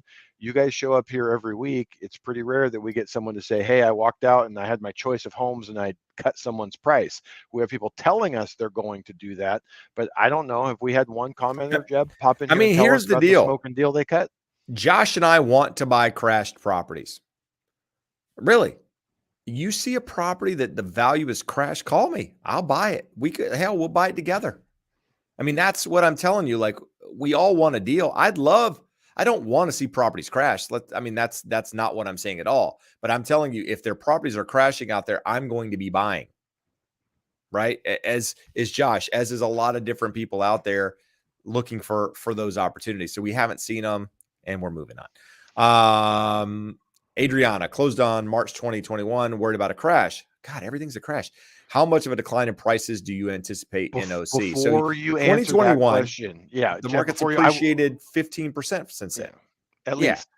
Yeah. So if you bought, let's say, a $500,000 property back then, that property's worth $575 minimum. Today, probably more than that. Do I think you're going to be underwater? No, I don't. So that's where I'll leave it. Let's not talk about crash anymore. Let's move along to more productive things. I bought a second home December 2021, rented out my first. I asked my lender how I should set myself up for buying a third property. She said not to pay off the first mortgage. Why would she suggest that, Josh? Can you think of a reason? I cannot think of a reason. So other than you have finite amount of funds available, so paying that home off would decrease what you have available, there's really no reason not to. Strategically, there may be a reason not to, but we would have to sit down and look at your entire portfolio, what your goals and objectives are, and where you want to be. Leverage is a good thing when you have cash flow. So paying that off decreases the leverage and decreases the funds you have available to acquire the third property. It's the only thing I can imagine, but we would have to sit and look at your exact situation. There's no reason why paying a home off would make it harder to buy a third one other than decreasing the amount of funds you have available. There you go. Or unless the rents on that property were significantly higher than the mortgage and that was using it to help you qualify. Is that Even if you possibility? pay it off, it just goes up. Now you have more income to qualify from those rents. Well, I guess so. Kim says, how many properties are for sale in OC? So earlier I went over that, 3,505 at the moment that we started the broadcast. That's where we were at, 215 here in Huntington Beach. So down week over week, down month over month as well. Another question from Kim, with interest rates rising, explain the difference between a 15-year and a 30-year. And if wanting to refinance after 3 to 5 years later, does it depend on how much the rates would be at that time? So two different questions, or really three different questions entirely. So a difference in a 15-year and a 30-year is one, you're paying off in 15 years and the other you're paying off in 30 years. Typically a 15-year has lower rates than a 30-year, but the payment is going to be higher because you're spreading it over a shorter period of time. So explain, I'm not sure how the 3 to 5 years relates to it. But yeah. So shorter time frame, lender has less interest rate risk in loaning that out to you, so they'll give you a better interest rate. Roughly, I haven't looked at one here recently, but rule of thumb here recently has been about 0.5% savings on that 15-year rate. But it increases the monthly payment a lot. Strangely, when rates were really low, so little of a 30-year loan went to interest in the early years that the premium in the monthly payment to a 15-year was much bigger. Now that rates are higher, you are shortening or saving a lot more in interest by going to the 15-year. But if you're going to refinance in 3 to 5 years, a 15 versus a 30 doesn't make a difference, other than if you wanted to do a 15 now and go to a 30, do a 30 now because it's affordable. And then if rates drop to 4% and you could get a 3.5% 15-year, you may be able to afford that at that point. Yeah, so those would be the things that I would look at. But in terms of deciding what to do right now, it comes down to what you qualify for. And I can say most of my first-time buyers do not qualify for a 15-year payment. When we do the 15-year is someone has been in their home for 10 years. They only have 20 years left to go on that mortgage, and they can benefit and still lower their payment and lower their interest rate by shortening it up to a 15-year. Most first-time buyers just aren't in that position unless they're a move-up buyer with a big down payment. All right. So here's what we're going to do. We are going to share this screen and we're going to ask you guys a question that Josh asked earlier. Should we do an in-person live for those of you local to Orange County? Would you come? Would you come to an in-person live where we filmed one of these, took questions from you guys in the audience, you guys threw things at us, one of those. So pennies, answer one and quarters for yes, two for no, or you can just type in yes or no. Let us know. And then as people are doing that, we will move along. We'll get some. I don't expect the results to be high, to be honest, Josh. I'm expecting pretty low turnout, quite frankly. But we will find out. I realize a lot of people aren't local, so that's kind of kills that. With that said, just looking, 101323 says they're closing escrow next month. So congrats on that. Wesley Kwok says, thoughts on Long Beach? I think Long Beach is great for what it is. I have friends that love Long Beach. There's so many different pockets of Long Beach. There's areas that are considered Long Beach that are, just on the outskirts, Lakewood and some of these other areas. Yeah, nothing wrong with it. It's diverse. It's a big city. So it is huge. Many different areas. Yeah. So there's a lot going on there. I think it really depends on the area that you're looking to purchase and what you're looking to purchase. But yeah, I think there's absolutely nothing wrong with Long Beach. So It's not the Long Beach from 1991 and 2 when Dr. Dre and Snoop Dogg came out. I think it's progressed a little bit. Well, everything has progressed, No, agreed. in the 80s, Compton had a horrible reputation. Houses in Compton are $650,000, $750,000. And it's funny. People go back, Compton, Boys in the Hood. They talk about gentrification. Hey, the white people come through here and they buy up all the properties and they force everyone out. The gentrification is coming from non-white people who are professional, educated, making a bunch of money, and are buying homes at much higher prices than people who lived there 30 years ago can afford. So it's a whole different take on gentrification, but it's absolutely happening. North Long Beach, Compton, everywhere throughout Southern California as prices have gotten higher. All right, good stuff. I saw a good question here. Where was it? Jeb, you're wrong. 93% of the people want to come see us live. I know, but what is that 93%? How many people is that? Let me see. It's got to be 10, 11, 12. Let's see. 15 people. We got 15 people that says they're willing. So that really means based on percentages. We'll actually show up. So based on percentages, we'll be there by ourselves. That's what I'm getting. All right. Willing is a 1. But let's see here. I had a good question. I'm going to just leave this up and let it kind of do its thing. Christopher says, what is the difference of a realtor and a real estate agent? So I say that both are interchangeable. People that are designated realtors, I'm a designated realtor, basically means I pay a fee to the National Association of Realtors to have this designation. There's certain classes that I have to do in order to meet that designation. That's a realtor. A real estate agent is anybody that has a real estate license. Maybe they haven't paid for that designation or those dues to be that or taken those classes. I use the two interchangeable. The people that are designated realtors, even like I mentioned, like myself, might look down on me and say, well, that's a disservice or whatever. Yeah, I don't know. Anyhow, that's my 2 cents. Where we at? We got 17 votes. So I'm going to end it. 17 votes, people that want to see it. So I think we would need at least like 30 people to commit before we would know that we would have 10 to hang out with us. Yeah. We could drink 805. We could make it fun, guys. It could be fun. We could turn this thing into a rowdy, like a bar fight. Probably. I have the perfect location for it in Costa Mesa, right by the airport. So right. we got to figure out how we could guarantee attendance, because I don't want you guys leading us on, making us believe you're going to show up and then not actually show up. All right, good. Let's see here. Dina says, while selling, when is the best time to look at houses and make an offer? Wait till I close on my sale, or make an offer during the sell? Selling house with risk deal may fall through. I think you have to start immediately and start looking.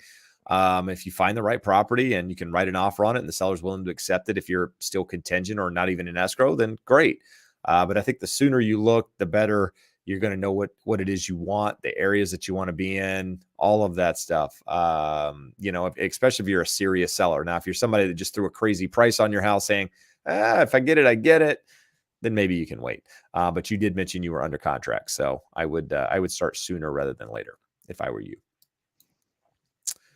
Let's see, Josh, we've addressed a lot of these Fed questions and house prices. Jeff asked a question. What's a soft second mortgage? Does it make sense to get one now? Silent second, if you have, it's generally a community agency in California. The California Housing Finance Agency does these. So it's not a grant, it's funds that help you with your down payment and closing cost. It's attached as a lien to the property. You will repay it when you close it. You don't make monthly payments on it. Sometimes they have interest payments, so the loan's growing. Sometimes they don't have interest owed on them. So if you need the funds and it doesn't adversely impact the terms you get on your first mortgage, like they do with the Cal HFA loan, then it may be something worth pursuing. Good stuff. Monica says we could meet at Sidecar Donuts on Saturday and have donuts and coffee. Sounds fantastic. My dream is to get out of the mortgage business and own a sidecar franchise, but I don't think they franchise. And then I would also be like 400 pounds, because for every two that came off the assembly line, one would go in my mouth. It's good. Well, maybe we can make that happen, Monica. We can meet at Sidecar and eat donuts. Sounds good. Let's see here. You guys see? Here's a fun one. Is it Yep. is it normal not to like the broker agent that I'm working with? Do your clients not like you, Jeb? I'm sure some of them don't. You know, I would say I'm sure some in the past have not. I'm there to do a job, not make friends. No, I'm kidding. Most of my business is relational, so I come in knowing or having some sort of relationship with a lot of the people that I work with. So I would say the greater majority of people probably enjoy the process working with me just because they have an idea of what to expect. But I would say I feel like I do a good job for clients. I go above and beyond out of my way. So I think, and if something doesn't go right, I usually try to make it up in some way. So I think I have a pretty good reputation. You should like the person you're working with, whether it's the financing, Absolutely. whether it's you're going to spend time with them, you're going to spend time on the phone with them. They need to give you answers that make sense. You need to feel like they hear you and understand you. It's shocking in both sides of our industry how good people are at talking and how bad they are at listening. So find a good listener and someone that you feel understands you. And if you don't like them, hopefully it's not too late in the transaction for you to go another direction. All right. Kevin says, how do you think the increase in property taxes due to increase in assessed values will affect the real estate market? Well, since the world's crashing, the property values are actually going to be a lot lower, so nobody's going to have their taxes raised. See, that's what the crashers aren't talking about, that, right? That it affects their whole deal. They're telling you that the increase in property taxes are going to crash the market, but the values are lower now because prices crashed. See, this whole thing worked itself out, guys. No, in all reality, I don't know. I mean, we're in a state, California, where property taxes aren't fixed, but they're somewhat fixed to the price that you purchased your home for. And so the effect there is pretty minimal. In other states, I know it can be, there are always homesteads and different things you can do to keep the property taxes lower. I think it's less of effect on primary homeowners, more of effect on investors in some of these areas. But I honestly, I can't say for sure. Maddie says he would fight the traffic to the west side for it and then crash on my couch because he gets super hammered. we can't allow that. We can't have that on our watch. It'd be great. Set him up here in the office, a couple couches. That'd be fantastic. Let's see. I'm trying to find good questions that you guys want to. Kim says we can hang out and drink Waterloo, Jeb, whether you like it or not. Yeah, it doesn't sound like fun. No Waterloo. How do I terminate with a broker agent that I signed an exclusive contract? You have a conversation. Start there. Here's the deal. I've never done exclusive contracts, buyer broker agreements. I want to work with people who want to work with me. If you don't want to work with me, then we'll part ways and do our own thing. So I'm okay. Like if we had one and you came to me, like just like this, if I had a listing with you and the house wasn't selling, you weren't happy, I would let you add the listing agreement just because that's what it is. I mean, I want you to be happy. I want you to get the job done. Obviously I would try to talk to you about it, but if it didn't work out, that's the end result. There are people out there that won't do that. They will, say you're under agreement, you can't do anything. So your option at that point is not to buy or maybe go to the broker.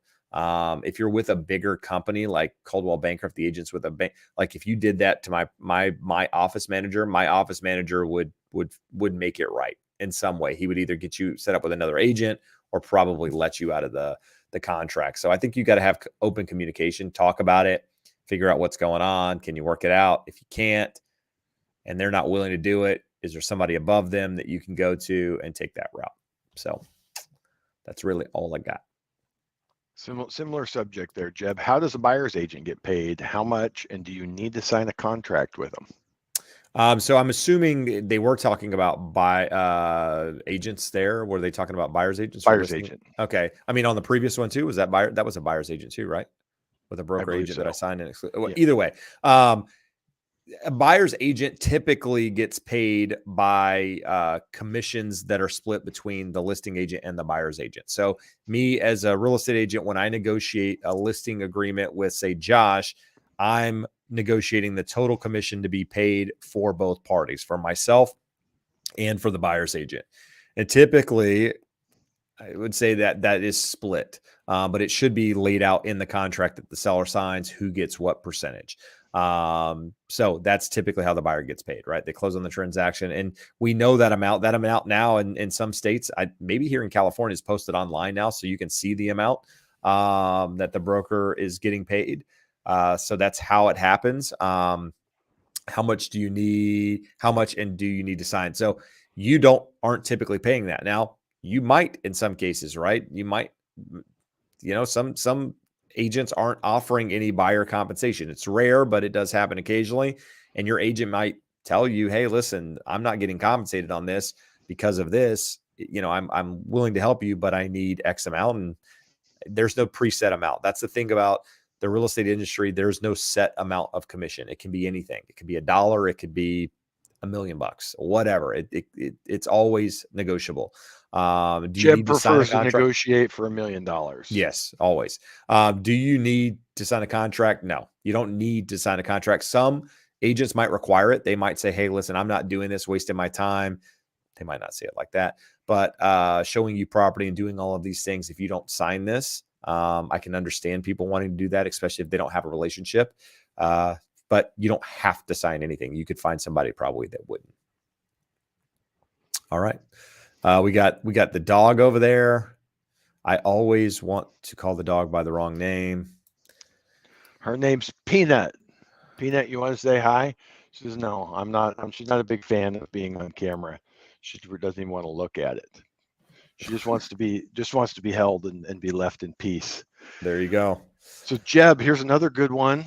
Yep. In SoCal, what areas, states are the majority of your sellers relocating to? The majority of your sellers relocating out of state? Not at the moment. During COVID, I would say on average, I've always said this, on average, 4 to 5 of my clients move out of state a year. And it's been like that for, I don't know, 5, 6, 7 years. As far back as I can remember, I'd say 4 to 5 move out of state. And that the places they are moving hasn't changed. They've just added more to that list, right? So it's always been Texas and Arizona were always 2 that were kind of on the list.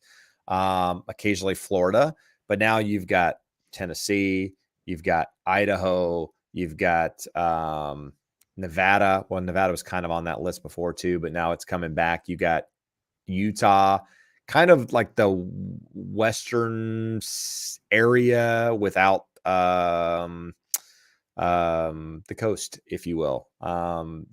What I've seen, honestly, a lot of the people, if politics aside, are moving to red states from California because of taxes, because of politics in the state, because the fact that the state of California has had a Democratic majority for the last couple of years, super majority.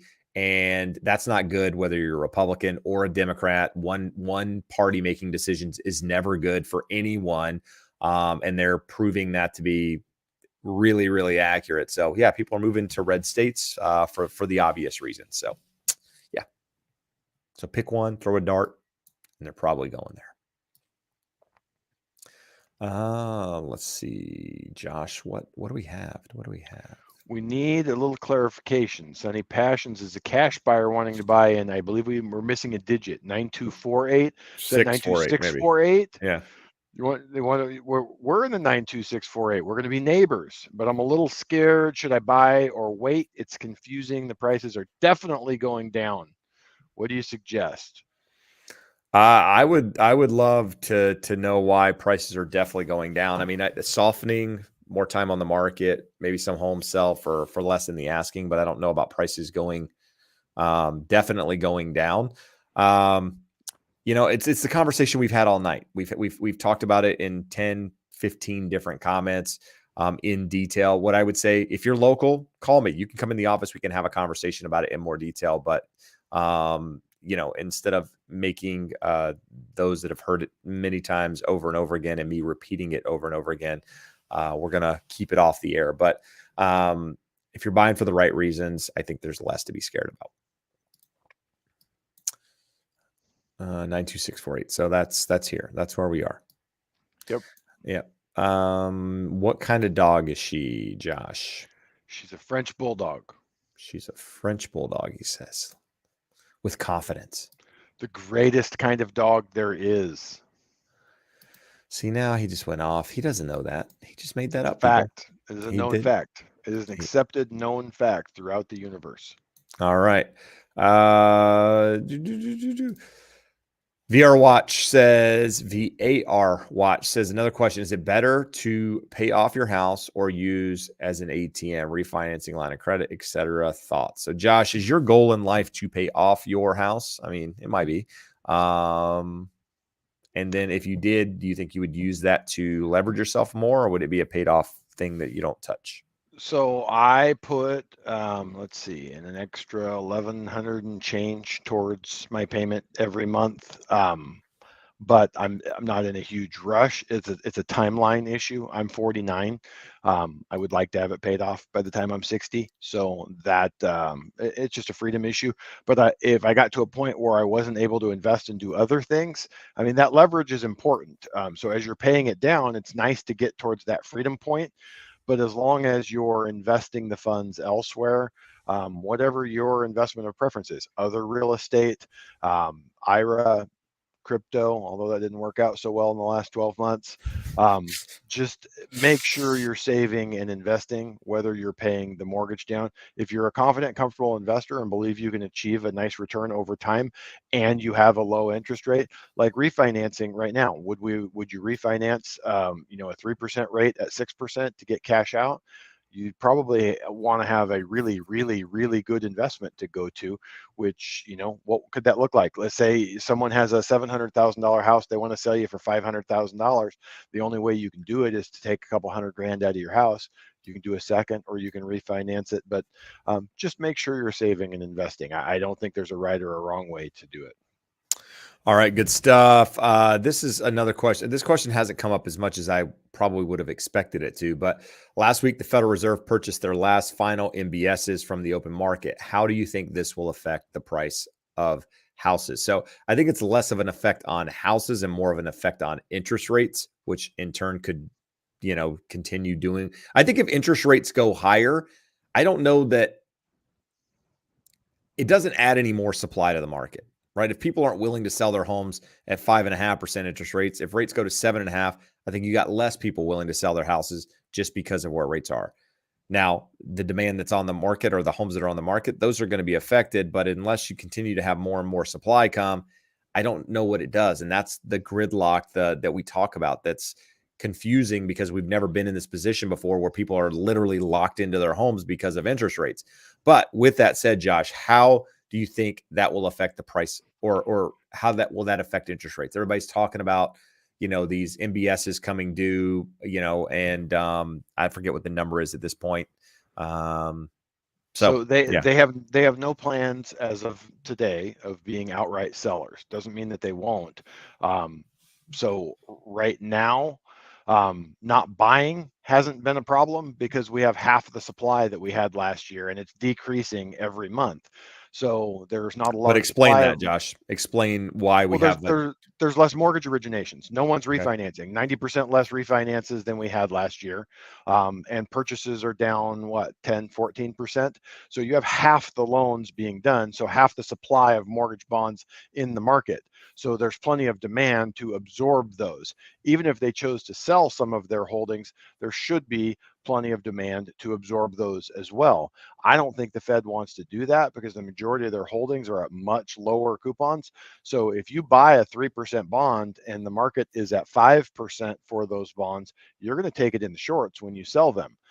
So it's better to keep it on your books for a better point in the future to sell into.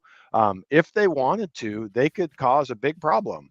They could shoot mortgage rates up to 9% if they wanted to. So we're talking, again, people watched the clip from Powell and didn't hear what he was saying he wants a 20% crash. If he wanted that, he could immediately liquidate all of their mortgage-backed security holdings and move rates up to 9, 10, 12%. That would be problematic for the housing market. They're not going to do that. They're not trying to crash anything. They're trying to engineer this middle ground where we slow the economy. They are very happy that home prices are not going up anymore. I don't know that they necessarily want home prices to come down. They definitely wanted to stop the appreciation, and they've done that. All right. All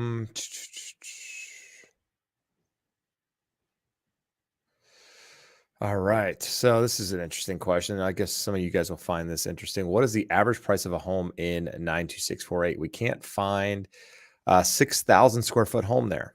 It's only 3,000 square foot. But man, that area is expensive. I'm looking for something close to Main Street. So not going to find, well, you might find something 6,000 square feet close to Main Street, but it's Jeb, that was going to be the better question that I wanted to have for you. How many 6,000 square feet homes are there in Huntington Beach? Period. All zips. I would say you have some on Edwards Hill. You have some in the harbor for sure. You might have some around Park and Pine. Maybe a couple in there. I mean, not the majority. 6,000 is a big. I mean, that's a big house. But the average price of a home in 92648. Let me see. I'll pull the data for you real quick. Just 1.4, 1.5. I think it's probably higher than that. I always guess low. Let's see here. West Huntington Beach. Well, the median price at the moment, because we don't have an average. Well, we have average. So the average sales price in August was $2,005,000. And that gets skewed by the really high ones. Something on PCH that sells for $7 million, something over on Park and Pine that sells for $6 million is going to skew that average. Yeah, the median price in August was $1.76 million. So hopefully that's helpful. All right. So what do we got? It's an hour 50 in. Maybe they just don't have any questions for us to answer. Yeah. Let's see here. Jeb, did you finally buy your new house? I know you stated a month ago that you were shopping for a new house. Since this is the best time to buy, I assume you have secured your new home. So no, I've put in offers on property, my neighbor's house, in fact. And we went and looked at it. He was considering the offer, and then he told us he didn't want to sell it after that. So, it's since then, rates are, probably gone up, 0.5% since then, Josh? If he came today and said he'd sell me the house, I'd probably still buy it. But at the moment, I'm not. The inventory here sucks. There's just not anything in my price point that is on the market that is reasonable.